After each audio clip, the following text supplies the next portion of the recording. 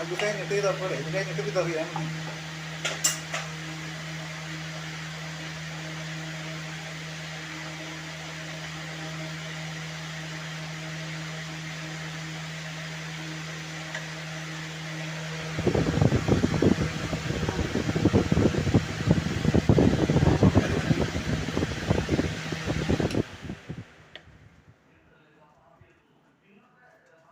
ഇത് മതി മതി മറ്റേതിന് വിതർക്കും.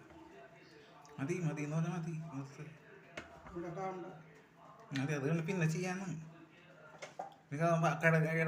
അത് മാറ്റി ഇടക്കത് മാറ്റി തവി എടുത്ത് മാറ്റി അതിങ്ങനെ വിതർ കൈ കൊണ്ട്